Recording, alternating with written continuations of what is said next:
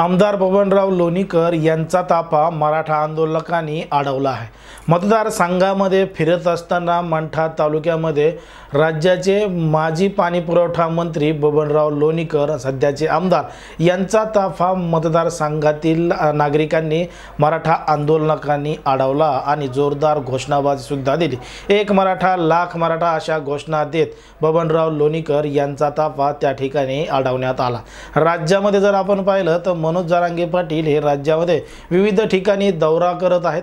जोपर्यंत सगळ्या सोयऱ्याची मागणी पूर्ण होत नाही तोपर्यंत 1 इंचही मागे हटणार नाही असं मनोज जरांगे पाटील यांनी सांगितलेलं आहे। त्याला राज्यामध्ये मोठा प्रतिसाद मिळत आहे। मनोज जरांगे पाटील यांच्या सभा मोठमोठ्या विविध ठिकाणी पार पडत आहेत आणि आता मनोज जरांगे पाटील यांच्या नेतृत्वाखाली संपूर्ण मराठा समाज हा एकवटलेला आपल्याला दिसतोय। त्यांनी असं सुद्धा सांगितलंय की मतदारांनी आपापल्या घरावर नेत्यांना आमच्या घरात येऊ नका, मी एक मतदार आहे असं फलक स्वतःच्या दारावर सुद्धा लावण्यासाठी सांगितलेलं आहे।